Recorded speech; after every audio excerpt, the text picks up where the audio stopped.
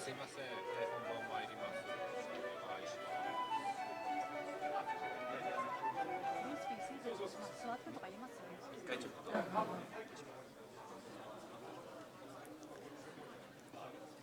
Excellencies, distinguished guests, ladies and gentlemen, we will begin the session momentarily. Please kindly be seated.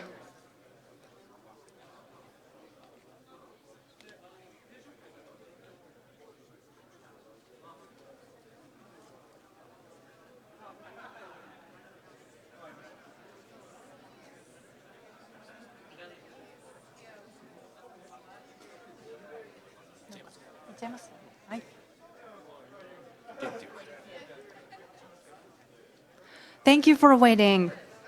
We will now start the Hydrogen Energy Ministerial Meeting 2019, Industry and International Organization Session. My name is Mayu Imada, and it is my great honor and pleasure to serve as MC today. To begin, we have an opening remark from Mr. Hiroaki Ishizuka, Chairman of New Energy and Industrial Technology Development Organization.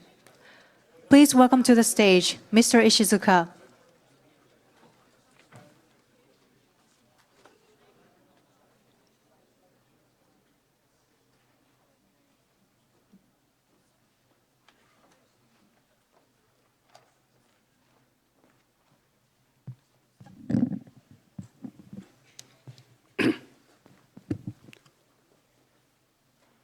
「皆様こんにちは。新エネルギー産業技術総合開発機構理事長の石塚でございます。本日はご対応の中、本会合にご出席いただきまして誠にありがとうございます。各国の閣僚及び代表の皆様におかれましては、ようこそ日本にお越しくださいました。皆様のご参加を心から感謝いたし、歓迎申し上げます。また、ご登壇、ご講演をいただきます民間国際機関の皆様に対しまして、主催者を代表いたしまして御礼を申し上げたいと思います。皆様ご存知の通り COP21 で合意されたパリ協定では、今世紀中の世界の平均気温上昇を2度 C より十分低く保ち 1.5 度 C に抑える努力をすることが掲げられました。また2018年に IPCC がまとめた特別報告では 1.5 度 C 以内に抑えることがリスク削減に大きく貢献することが示唆されております。この目標を実現するためには、2050年頃には CO2 の排出量と森林などによる吸収量のバランスを取り、排出量を実質ゼロにする必要があります。しかし、実現には製造業や運輸業などの在り方を抜本的に見直す必要があり、容易に達成できるものではありません。一方、この夏に観測されました世界各国での異常熱波、グリーンランドの上昇の大規模な融解、大型化するハリケーンなど気候変動の甚大な影響が顕在化してきておりまして、目標達成に向けた取り組みの重要性が事実として迫ってきております。我々は持続可能な発展を支えるエネルギーシステムへ可能な限り速やかに転換していく必要性に迫られていることをここで改めて指摘したいと思います。この極めて難しいのですが、挑戦すべき意義の高い課題の解決には、再生可能エネルギーと水素が重要なキーワードとなることは間違いございません。また、いかにしてスムーズに転換していくかも重要な課題であり、世界の英知を結集していくことが肝要でございます。このような情勢の中、30を超える国、機関の閣僚及び代表者出席のもと、昨年に続く第2回目の開催となる水素閣僚会議が本日の午前中に開催されました。昨年の閣僚会議の成果でございます東京宣言への取り組み状況に関する各国の報告を踏まえまして、グローバルな水素の利活用に向けた政策の方向性について議論が深められています。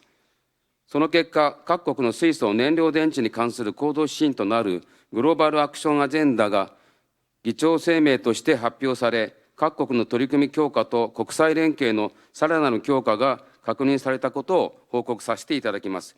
水素に対する世界的な関心が一層高まり、水素社会の実現に向けた世界各国での理解と取り組みが進んでいると感じております。日本は世界に先駆けまして、水素エネルギー普及のための政策である水素基本戦略を2017年12月に策定いたしました。また、この戦略を具現化するためのアクションプランとして、水素燃料電池戦略ロードマップを今年の3月に改定いたしました。長年にわたる取り組みを通じ、家庭用燃料電池 N ファーム30万台の普及、109カ所の水素ステーション設置、約3300台の燃料電池自動車導入など、着実に水素社会への歩みを進めております。さらに国際間水素サプライチェーン、再生可能エネルギー由来の世界での水素利活用に一層の弾みがつくことを期待しております。一方、スムーズなエネルギー転換に向けては、引き続き化石燃料を使いつつ、排出される CO2 の回収・貯留に加え、CO2 を炭素資源として捉え、多様な炭素化合物として再利用するカーボンリサイクルの概念が重要であり、日本政府は世界に向けて発信しております。このためには水素が重要な資源であり、本会議と合わせましてカーボンリサイクル産学間国際会議を開催することは大変大きな意義があるものと考えております。産学間の関係者が集まり、最新の知見、国際連携の可能性を確認するとともに、イノベーションを効果的に推進するための課題について議論を深めることを主眼としております。午後1時からの隣の会場で同時開催しておりますので、ご関心のある方はぜひご聴講いただきますようお願いいたします。地球温暖化問題に国境はございません。世界の英知を結集し、国際連携の下で解決に向けた行動を起こすことが極めて重要であり、我々も最大限取り組んでいく所存であります。最後に本会議がお集まりの皆様にとりまして、水素エネルギー利活用の将来像を描く参考となり、一日も早い水素社会の実現につながることを期待いたしまして、私の挨拶とさせていただきます。本日はよろしくお願い申し上げます。Thank you, Mr. Ishizuka.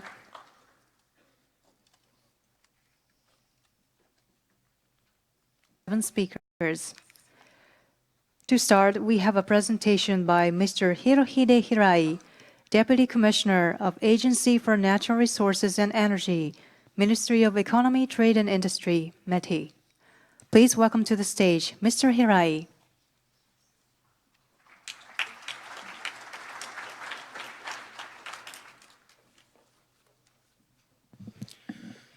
皆様こんにちは。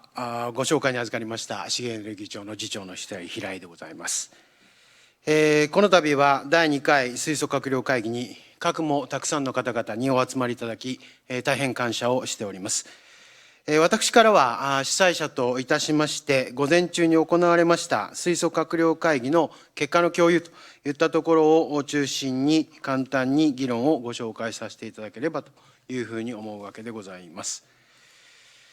まず昨年を振り返させていただきますと、大臣レベルで水素について議論するこの水素閣僚会議を初めて日本において主催をいたしました。この会議におきましては、21の国、地域、機関から300人以上の方々にお集まりをいただいたところでございます。この場におきましては、水素の重要性を確認いたしますとともに、水素社会実現に向けて取り組むべき重要事項を東京宣言として取りまとめて発表をしたところでございます。この東京宣言におきましては、以下の4つについて確認をしたところでございます。まず第一に、水素供給コスト及び FCV 等の製品価格の低減の加速化に向けた技術のコラボレーション、そして基準や規制の標準化、ハーモナイゼーションの必要性が謳われました。2つ目に、水素ステーションや水素貯蔵に関する水素の安全性の確保、そして国際サプライチェーンの構築など、水素の利活用の増大に向けて、各国が連携して取り組んでいくべき研究開発の推進の重要性が謳われております。3つ目といたしまして、水素社会実現に向けた認識の醸成、共有に資する水素のポテンシャル、経済効果及び CO2 削減効果に関する調査、評価の意義を謳っているところでございます。4つ目に、水素ビジネスの役割拡大等につながる社会需要性の向上、これにつながる教育、広報活動の重要性も併せて指摘されているところでございます。こうした昨年の会議を経て、近年、世界におけます水素の関心は各所で高まりを見せているところでございます。いくつか例を挙げさせていただきます。アメリカにおきましては、水素燃料電池の R&D の実証が加速しております。カリフォルニアにおきましては、世界最大の7000以上の FCV が走行しております。ドイツにおきましては、30カ所を超える地域で P2G に関する実証が実施されるとともに、世界初の FC 電車が運行を開始していると伺っております。オーストラリアにおきましては、褐炭や再エネからの水素製造の計画、日本とは褐炭から水素を製造し、液化して日本に輸送するプロジェクトが実施中であり、午前中のセッションにおいても、オーストラリアの大臣からこのプログレスをご報告いただいたところでございます。中国では FC バスの生産が急増しているとも聞いております。そしてサウジ、UAE といった中東諸国でも化石燃料と CCUS を組み合わせた水素製造に関心を持っていること、そして FS 等が開始されているといったようなお話も本日の午前中のセッションでも少しばかりはご紹介をいただいたところでございます。こうした活動が各所で同時並行的に行われているというのが現在の状況でございます。これに加えまして、マルチの国際舞台におきましても、IPHE、ミッションイノベーション、そしてクリーンエネルギー大臣会合といった水素に関する国際的な枠組みの中で、水素の利活用に向けた活発な議論が、これまた同時並行的に各所で行われているところでございます。こうした中、我が国は今回、この第2回目となる水素閣僚会合を本日開催してました。前回を上回る35の国、地域、機関から、昨年の倍になります600人以上の方々にご参加をいただいているところでございます。世界中で水素に対する関心が高まる中、午前中に行われた閣僚セッションでは、前回の会合で発表いたしました、水素の取り組みの方向性となる東京宣言の実現のために、各国が取り組むべき具体的な行動指針としてのグローバルアクションアジェンダを議長声明として発表をさせていただいたところでございます。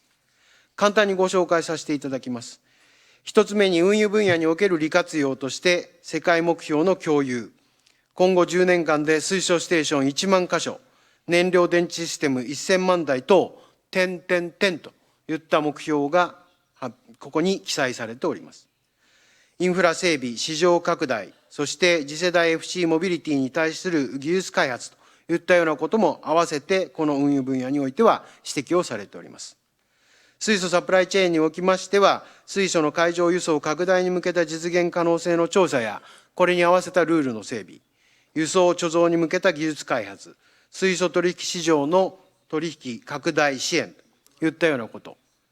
3つ目に、多様な分野における水素利活用として研究開発技術実証、水素利活用に関するモデル地域設定を通じた世界への発信、合わせて水素利活用に向けた技術開発といったようなことが記されております。調査分析という柱におきましては、IA 等による水素燃料電池に関する世界ロードマップ、戦略の策定の重要性、そして持続可能なエネルギーの将来に向けた水素の需要に関する予測シナリオの開発といったことが謳われております。そして最後に教育広報としてオリンピック・パラリンピックなどのイベントを通じた PR といったようなことが指摘されております。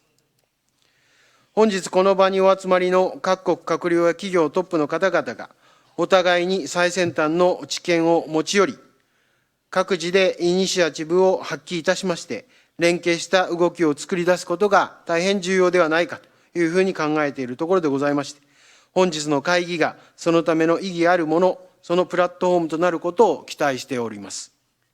これらの課題につきまして、世界のリーダーからご意見、ご示唆をいただき、これをグローバルに示していくことによって、水素社会の実現に向けて、引き続き大きな動きを生み出していきたいというふうに思いますし、我が国はその先頭を切ってこの動きを作り出していきたいと思っている所存でございます。本日は本分野を代表する皆様から取り組みや考えを共有化いただき、お互いに刺激し合える、そんな会議にしていただければというふうに考えております。それでは皆様、午後の活発な議論を期待いたしまして、私のオープニングのリマークスとさせていただきます。ありがとうございました。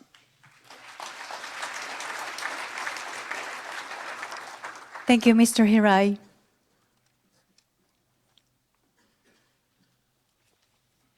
Moving on, we have a presentation by Dr. Timur Gal, Head of Energy Technology Policy Division, International Energy Agency.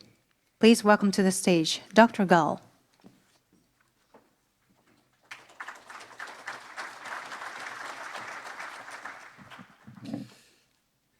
Distinguished guests, ladies and gentlemen, dear colleagues, it's a great honor for me to be here with you today and speak a bit about the perspectives of the International Energy Agency on hydrogen at the IEA.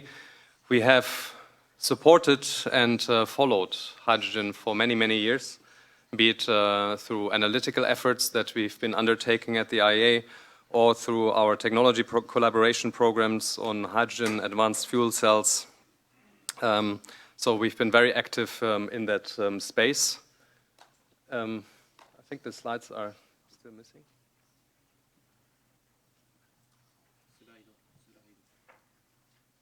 The slides? No?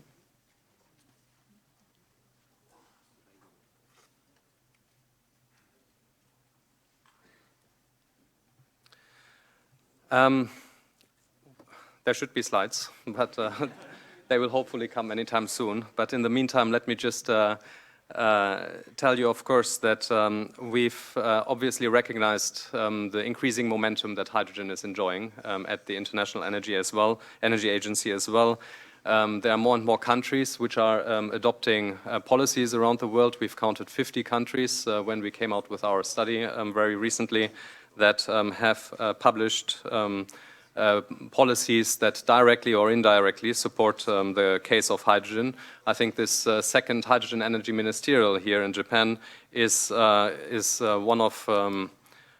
testimony that shows how strong is that interest in hydrogen these days. We at the IEA, we've been asked by the Japanese G20 presidency to provide input into the debate to the G20 to support discussions there, and we released a study in June this year as a result. Hydrogen, as we see it, can help tackle some very concrete energy challenges that we are facing in the energy system today and will be facing tomorrow. This is first and foremost obviously the question of integrating more renewables into the energy sector.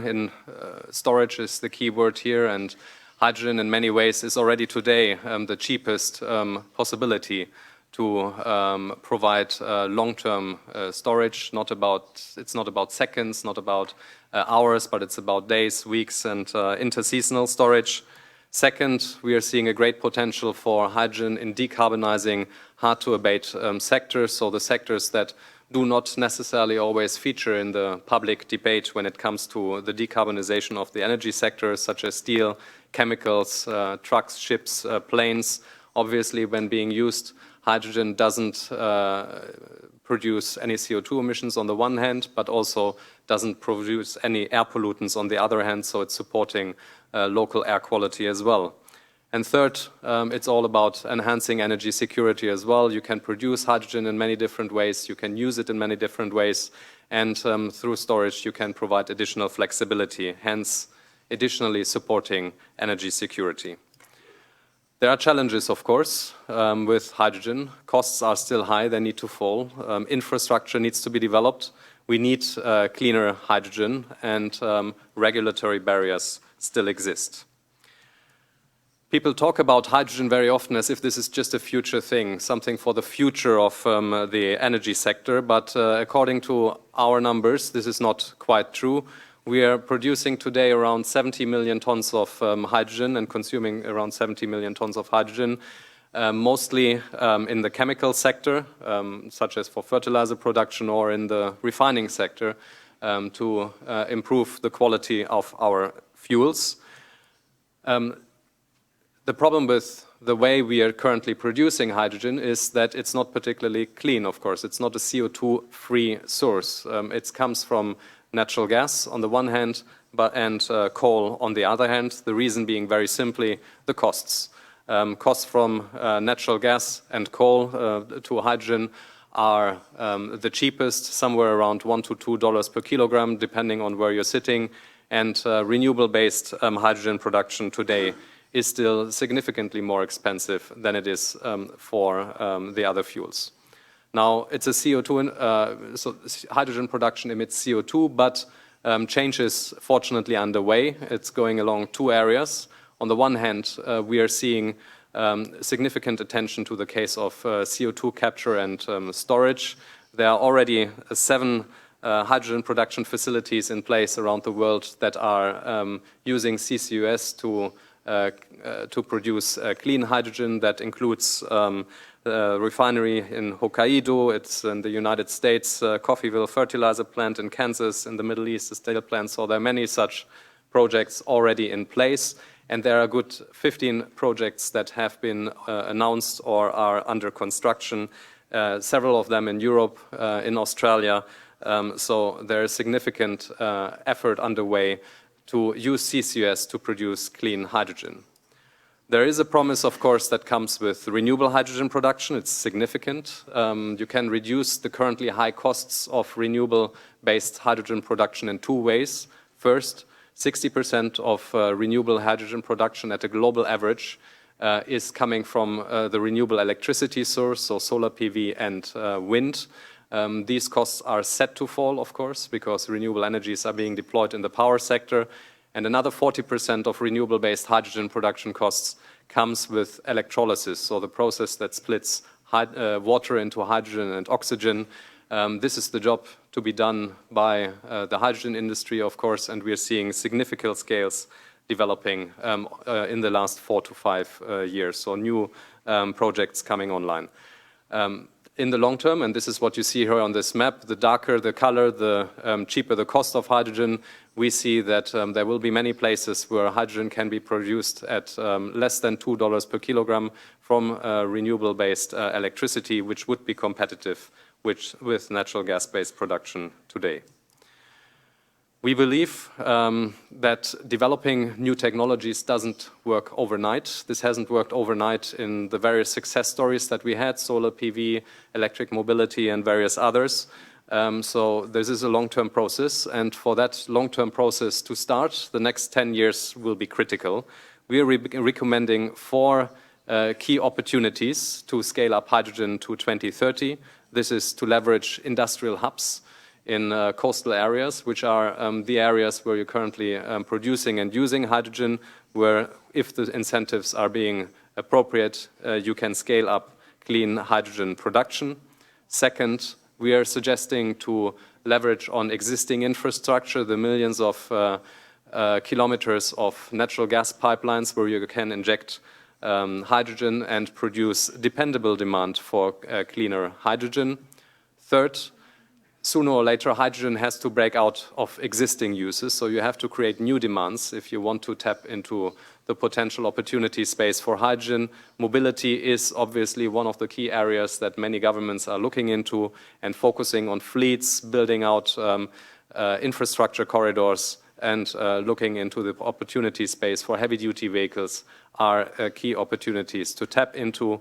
And finally, it's about international trade. You don't want to find yourself in a situation in 10 years of time where you have built up initial demand for hydrogen in new areas of the energy system, and you don't have access to cheap hydrogen production from clean energy sources. So using international trade here is an important opportunity.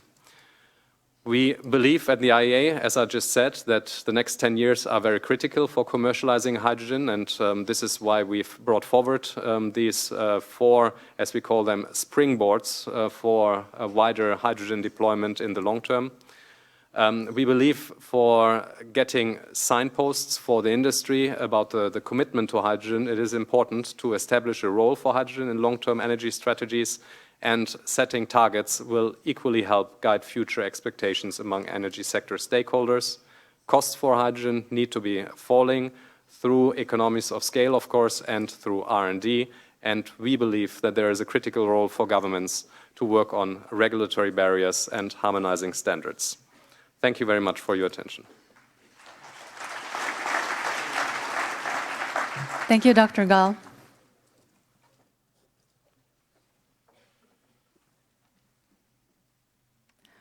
Moving on, we have a presentation by Mr. Steven Winberg, Department of Energy, United States of America, International Partnership for Hydrogen and Fuel Cells in the Economy.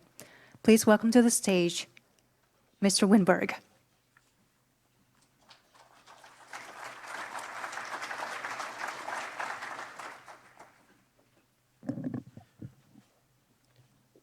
Thank you.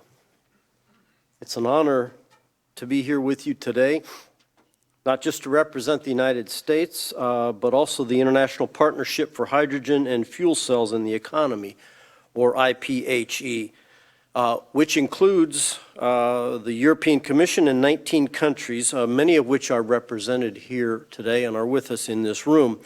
The IPHE was launched in 2003 as a global government partnership specifically dedicated to accelerating progress and coordination in hydrogen and fuel cells, and I want to thank many of you for your accomplishments since then. Over the years, the chairmanship has included the United States, Canada, Germany, Japan, France, and we, the United States, were honored to be elected chair last year with Japan as vice chair. Last May, the IPHE held its steering meeting here in Japan, along with a stakeholder event, much like this event here, to showcase progress in all its member countries.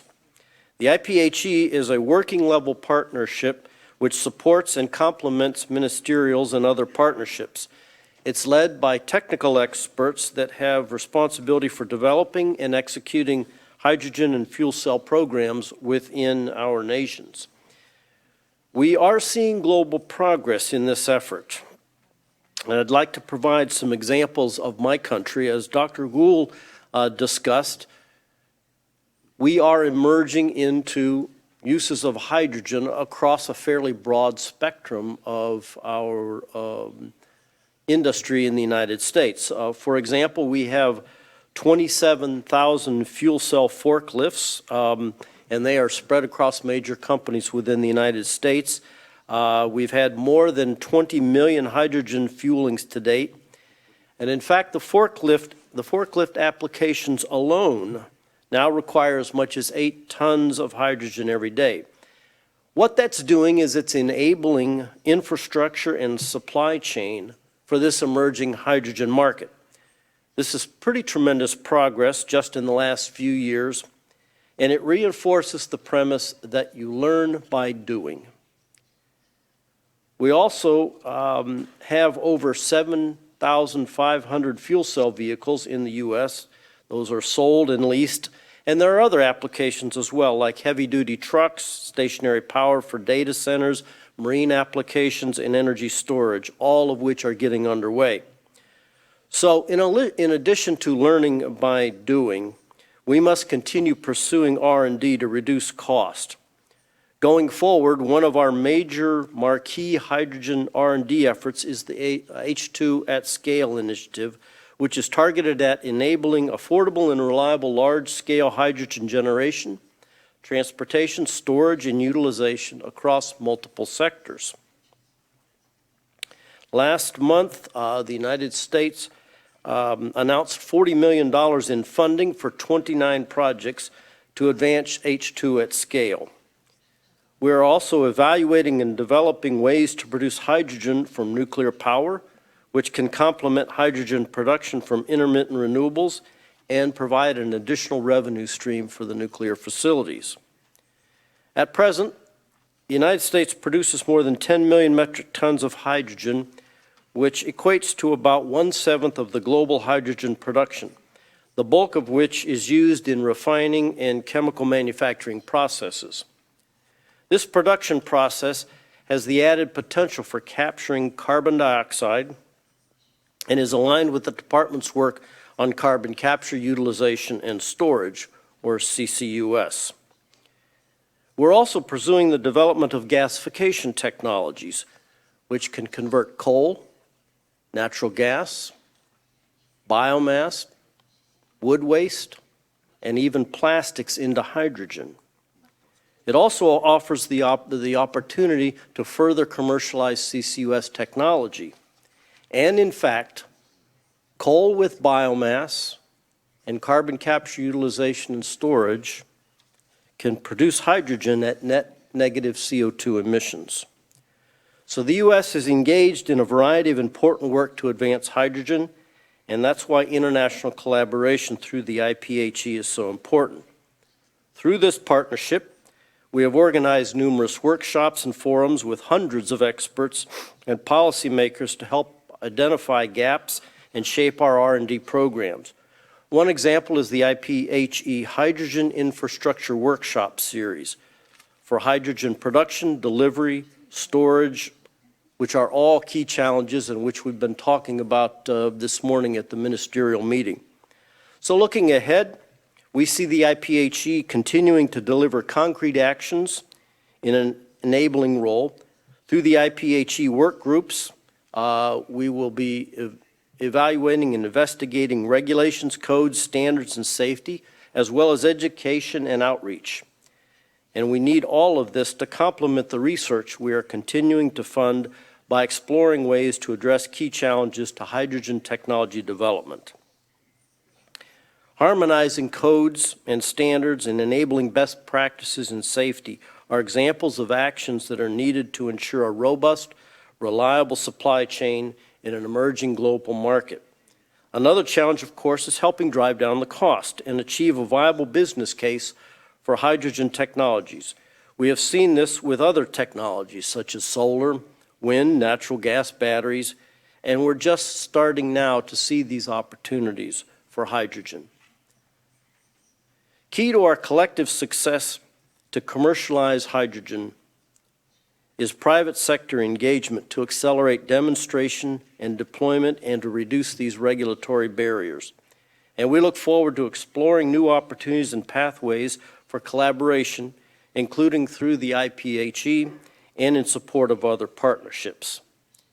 And indeed, there are several new partnerships on hydrogen, such as the Clean Energy Ministerial Hydrogen Initiative, which is led by Canada, Mission Innovation, which is led by Australia, and the Hydrogen Energy Ministerial led by Japan here today. So we have a lot of important work ahead of us, and I look forward to accelerating progress. I appreciate your attention, and I wish that you all a very good conference. It's an honor and a privilege to be here with you today on this very, very important project called moving hydrogen into commercialization. Thank you very much. Thank you, Mr. Winberg.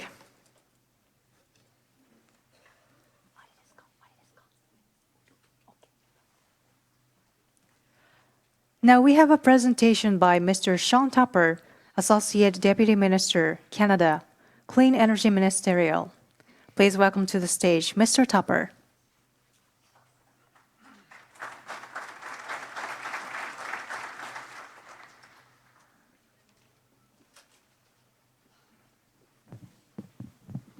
Thank you. Thank you, and good afternoon. A year ago, the first Hydrogen Energy Ministerial meeting issued a clear call to accelerate the use of hydrogen across the globe. Canada, like other nations, heard that call, and in response, we took the opportunity afforded to us as hosts of the Clean Energy Ministerial last May in Vancouver to launch an initiative that would do just that. The SEM Hydrogen Initiative, which Canada co-leads with Japan, the Netherlands, the European Union, and the United States, has a simple goal: to advance the commercial deployment of hydrogen and fuel cell technologies across all sectors of the economy, from transportation to buildings, and from industrial applications to energy storage. For the first time, we have a forum dedicated to policies, programs, and projects focused on full-scale commercialization. More than 20 countries have joined as full members or observers, and that number will continue to grow. Since its launch in May, the Hydrogen Initiative has set out an ambitious plan, focusing on hydrogen-related technologies, building partnerships to advance commercial-scale projects, enabling global supply chains, conducting in-depth analyses, developing a program to integrate hydrogen into community energy supplies, facilitating public-private partnerships across jurisdictions and around the world, and keeping the hydrogen community connected through meetings, working groups, webinars, and workshops. I'm exhausted already. We will also be drafting a biannual hydrogen report focused on global trends, tracking commercial deployment, and measuring progress against our targets. In the coming months, we'll be finalizing this work plan, creating working groups in priority areas such as clean hydrogen production and distribution, fuel cells and transportation, region-specific opportunities, and sustainable finance. The SEM initiative is a natural complement to the Hydrogen Energy Ministerial, working with the IPHE, the IEA, and Mission Innovation, and it provides a way to deliver many of the initiatives discussed here today. Canada understands there can be no transition to a low-carbon future without hydrogen. Equally, there can be no commercial-scale adoption without industry.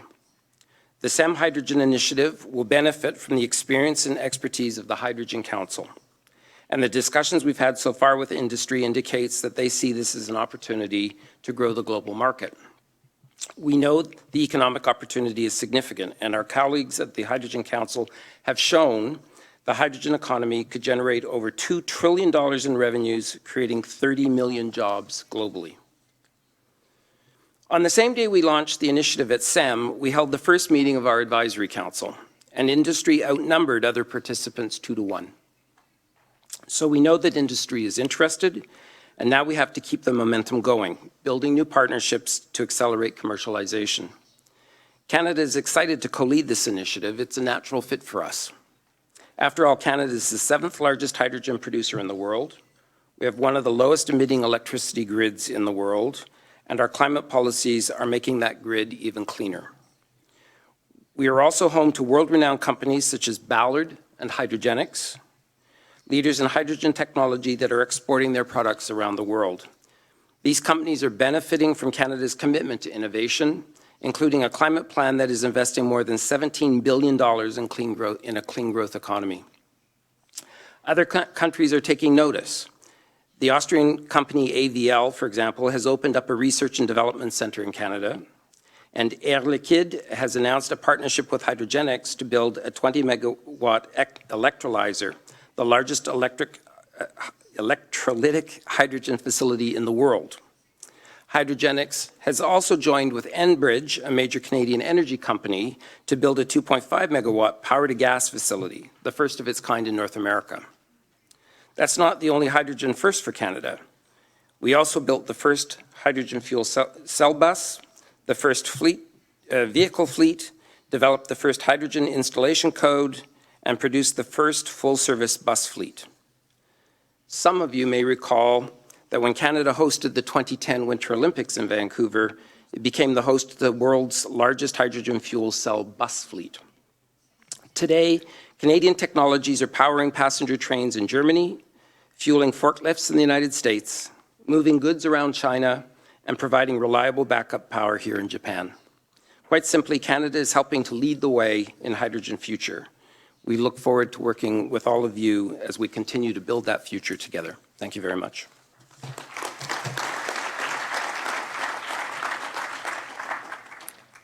Thank you, Mr. Tupper.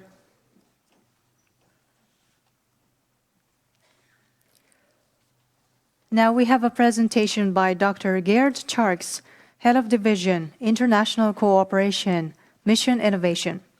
Please welcome to the stage Dr. Charks.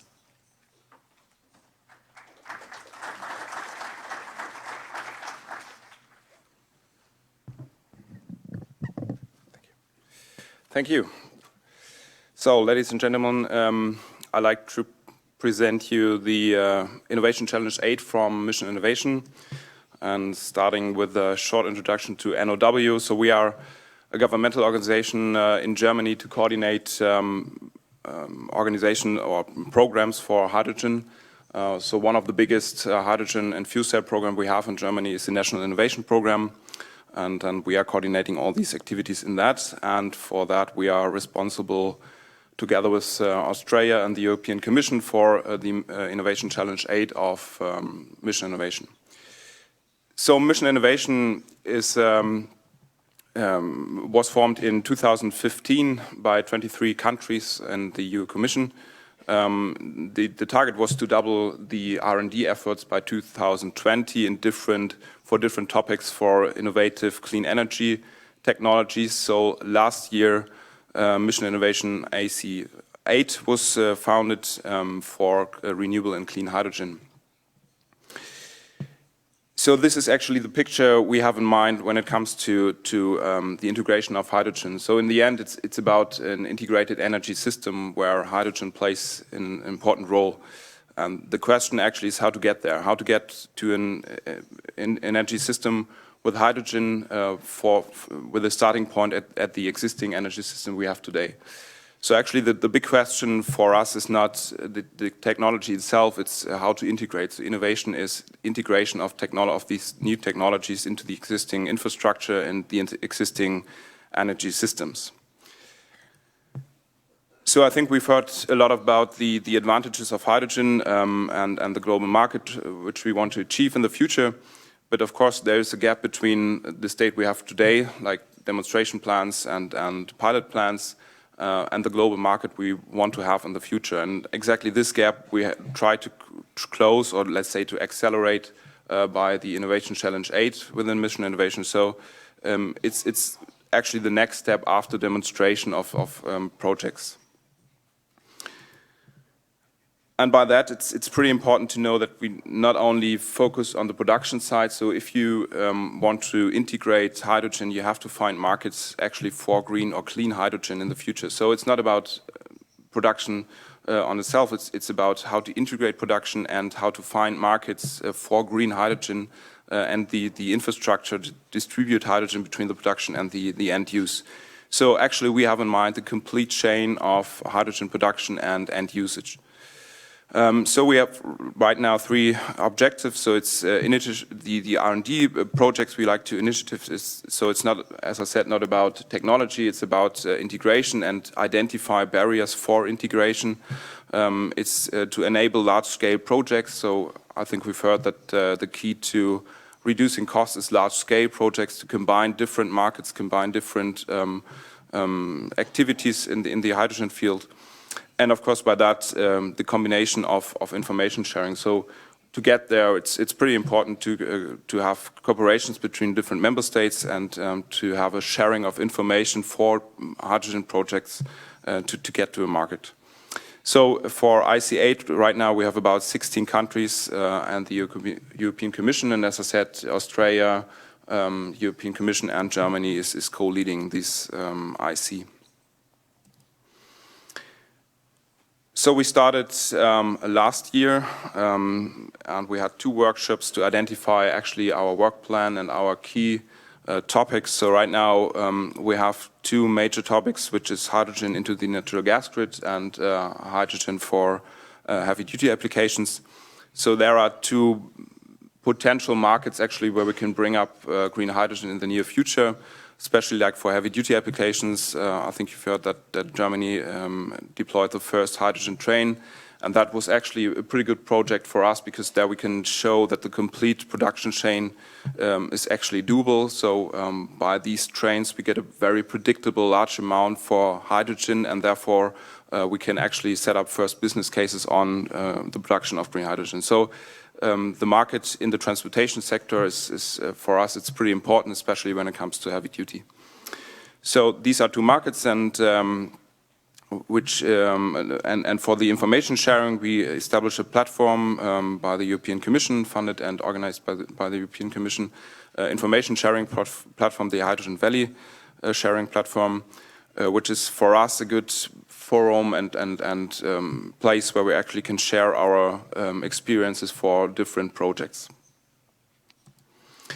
So that you get a sense of what we are talking about. As you've heard, Germany right now has about 30 power-to-gas systems in place, which are about 10 megawatt systems, up to 10 megawatt systems. The next step has to be the 100 megawatt system. So these are two project ideas from Germany, actually, where we try to combine renewable energy production and the natural gas grid. So actually, the next step are these 100 megawatt systems, which we want to bring in place. And for that, I think it's got pretty clear that it's pretty important to combine our activities, to cooperate with different member states. So I think mission innovation is a great opportunity to do actually that. And so I'm very pleased that we have this conversation and this discussion here in Japan. So thank you for that.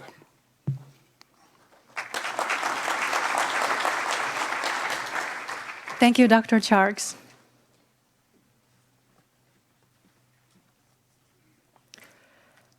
Now we have a presentation by Mr. Jun Arima, Senior Policy Fellow on Energy and Environment, Economic Research Institute for ASEAN and East Asia. Please welcome to the stage, Mr. Arima.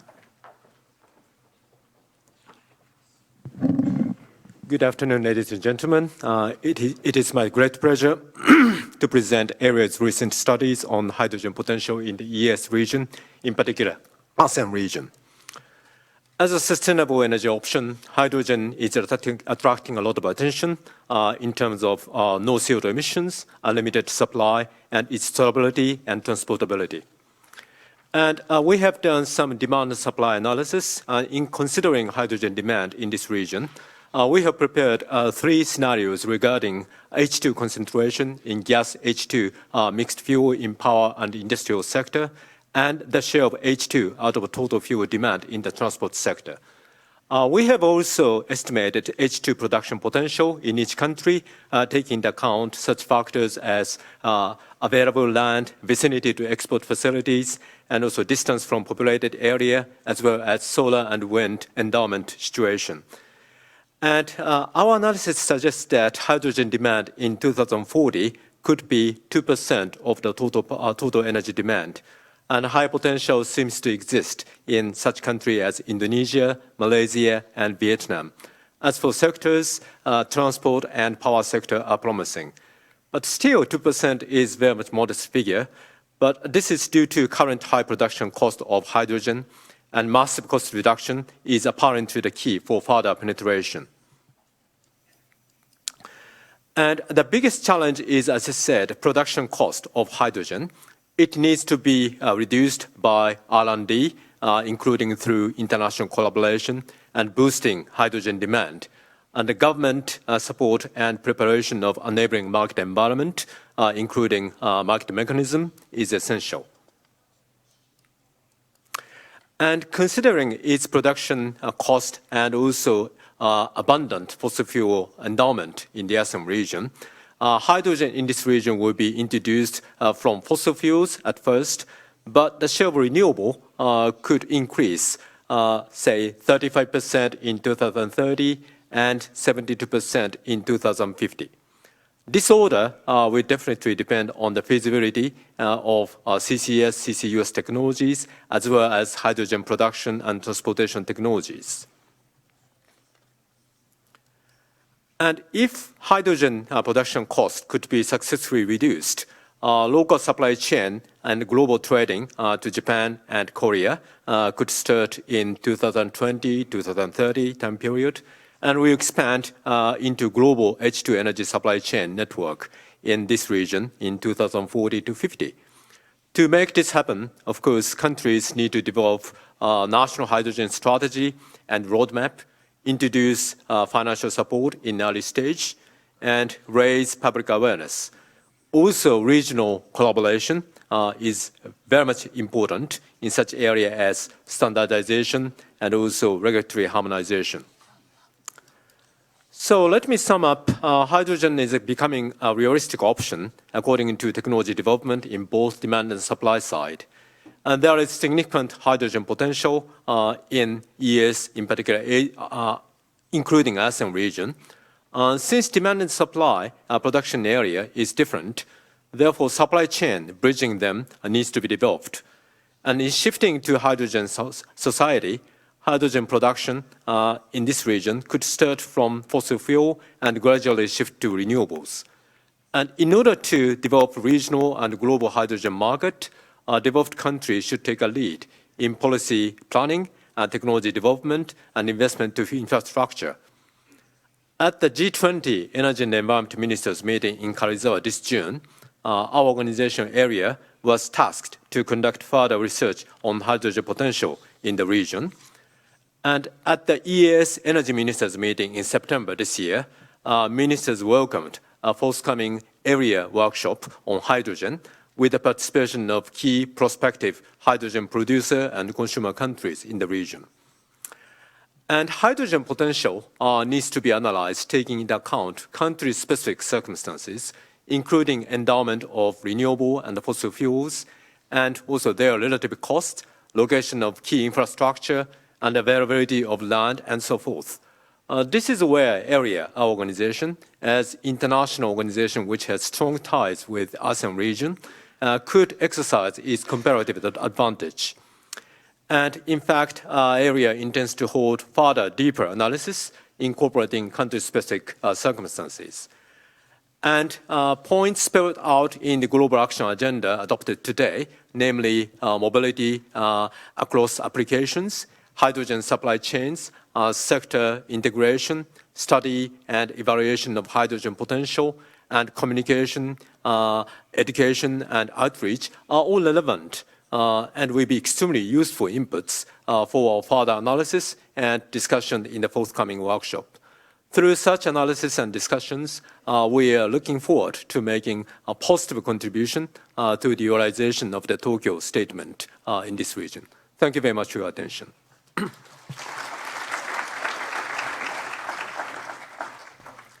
Thank you very much, Mr. Arima.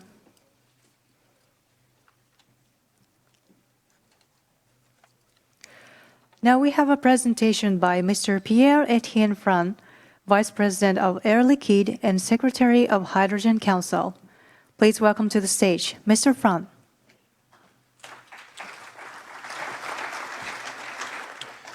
So good afternoon, everyone. Thank you very much for this occasion to speak about the future of hydrogen. I will remind you rapidly first who we are, the Hydrogen Council, and then go back to the status of deployments of the technology as they are today, and deliver the 4 key messages that we think are necessary now to reach scale and for which we call on action from governments and industry together. So the Council has been created 3 years ago in Davos in January. It was a CEO-led initiative. We were 13 at the time. It was chaired at the time by Toyota and Air Liquide. Today it's chaired with Hyundai and Air Liquide, and Toyota will take over the chair again in June next year. Now we are 60 members, CEO-led companies from very large sectors and very large industries, represented 3 continents, 13 countries, and all the key sectors which have an interest in hydrogen. This is the list of the members to date. A couple of others are on the standing list and might join in a couple of months. But as you can see, it's rather broad and rather consistent with the role hydrogen can play in the energy sector tomorrow. We've also, as many others, done our studies, because you heard a lot about studies, and we've done ours as well. We've tried to set the tone of what could be the ambition for the sector. We aligned the vision between oil and gas, energy, utilities, automotive, and industry players.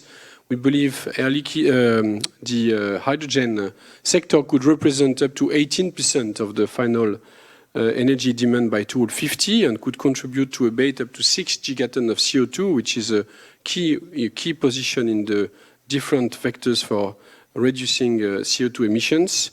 And we are now finalizing a new study that is going to be published in January next year, which is a cost roadmap. We said it's good to have ambitions. We all have a lot of ambitions, but how are we going to make this happen? Is it indeed feasible that hydrogen becomes competitive with the incumbent technologies in many different sectors where we want to decarbonize? And so this cost roadmap that is being developed by the council members jointly with the support of McKinsey will show that in a couple of applications we are already market ready to become competitive. Some others will be in 2025, others in 2030. It will cost the investment needed on the regulations and support schemes needed to make this happen. And we think it's going to be a good support document for policymakers. Indeed, the issue for us is the path to scale. Many people speak about R&D. Of course, R&D is an important topic as a feedback loop to deployment. But what we really need now is scale deployment, massive series deployment, so that the cost goes down. This is the fundamental need of the industry today. If you look at the deployment to date, as you can see in the slides, we've reached already some numbers which are interesting and which shows that the technology is ready, that the consumer experience is fine, the reliability, the safety, the technical efficiencies of the key components are there. What needs to be done is to go to volume so that the cost gets to acceptable level. And if we reach that, then the ambition that has been displayed by many countries and by many players then can be reached. I'm not going to go through those figures, we don't have the time. You have another view of that, which is the oncoming large-scale projects which are either being executed now or are looking for the right regulation or supporting schemes to go into reality. Some of them are massive, they are linked to carbon capture and storage, they link to massive power to gas, large electrolysis plays, they link to maritime projects, transport, heavy duty, passenger cars in different countries. It's worldwide, southern hemisphere, northern hemisphere. Everything is there. To come to truth and to come to reality, we just need the right support schemes. There's been, I think, a kind of ambition set up by the Hydrogen Energy Ministerial earlier this morning, which is calling for 3/10, 10 million cars or 10 million systems, 10,000 stations in 10 years. This is the kind of ambition we like, and we kind of agree. And when we take the ambition we took in the scaling up study, we were not so far away from those figures in our 2030 vision. We were a little bit more ambitious, but reaching that would be very good. How do we reach that? First, we need that this vision is shared between countries, and we think that the Hydrogen Energy Ministerial, the SAME initiative, which is a fundamental one, and also mission innovation and the gathering within IPHE with the support of the IEA, all those elements are showing that there is a kind of a consensus on the role hydrogen can play. We need now to make those archetype deployment at scale to work. And for that, we need clear regulations, homogeneous between countries, and we need supporting schemes and financial setup so that we can bridge the gaps to competitiveness. And these are the 4 messages that the Council would like to pass to you. First, we need to go into massive public-private partnership and guarantee mechanism to unlock investment in transportation infrastructure. Today, technologies on the station side is ready, and technologies on the fuel cell side is ready. The volume is not coming because nobody wants to take the risk of the massive infrastructure deployment. So we are going to do the job on our side as industry players. We will try to gather industry players to bridge them together into building a fund, an infrastructure fund to be capable to mobilize massive investment capacities. But this is only going to happen if we invest in countries that help us bridge the gap to competitiveness by developing the right financing solutions. We have ideas for that. We need to move on this. Second, we need to have the same regulations everywhere. Today, it's not possible to use the same supply chain in China, Korea, Japan, Europe, and the US. We don't have everywhere liquid supply chain, high-pressure supply chain. We don't have everywhere the same capacity to use unattended stations with the same safety distance and the same regulations. If we don't have that, we cannot have the series and scale effect and go into cost of infrastructure, which is competitive because we can replicate it everywhere in the world. So we need to find a way to get the same regulations everywhere. Third, everybody agrees that all this is only going to work if hydrogen is low carbon. We need to agree on the right methodology to define what is low carbon. It's not so simple. We've done a work in Europe in a project called Certify, with the support from the European Commission, where we've gathered 120, 150 industry members to try to define the right methodology to calculate what is low carbon hydrogen. We don't want to fix for the states the threshold. Every state might have a different vision of the threshold of low carbon, but we should have at least the same methodology to calculate what kind of emission is derived from a byproduct, from a coal gasification, from a natural gas base, etc., etc. We have tools for that, and we suggest that all the countries try to align their vision on the methodology for this. Fourth, we need an incentive program and regulation to enforce the supply and demand of clean and green hydrogen premium value. Everybody in this room knows that grey hydrogen is not good, but is very competitive. If you want good and very competitive hydrogen, it's going to take some time and it's going to take some financial effort. If we want it to move, we need a regulation forcing the system both on the supply and the demand side, so that the customers are ready to pay the price for it because they get the right incentives, or because the regulations put everyone in the same level playing field. This is fundamental if we want to move into real scale investments.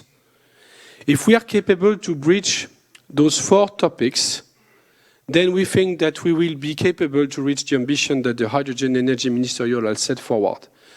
In that endeavor, the role of the Council is twofold. First is to continue to mobilize the sector engagement by bringing together all the players and to make sure we bring the right advocacy to the world in communication, public opinion with policymakers.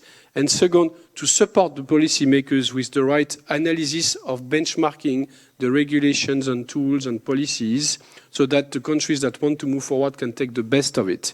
And we will also focus more on safety benchmark, because safety is a fundamental element in the whole development of this new sector.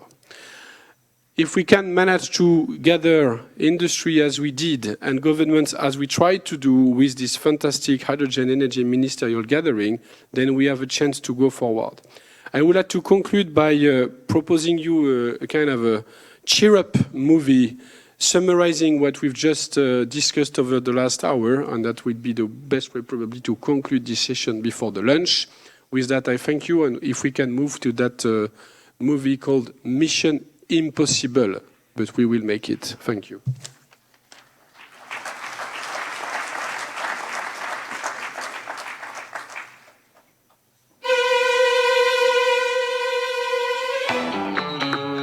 Dear citizens of the world, latest intel suggests climate change is nearly irreversible. Experts forecast an increased intensity of natural disasters in years to come. The 2°C target is bound to fail without drastic change. You can make a difference. You have the power to have a positive impact. Your mission, should you choose to accept it, is to enable this change. Your main asset in order to succeed, the hydrogen economy.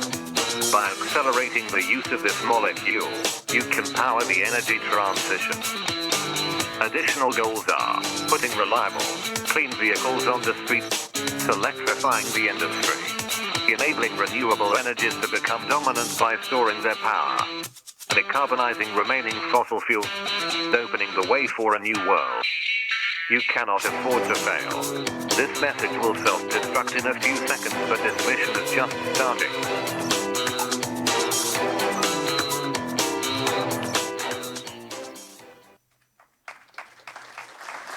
Thank you, Mr. Fran. This concludes the keynote speeches on potential of hydrogen energy for energy transition. Please give a big hand to all the speakers.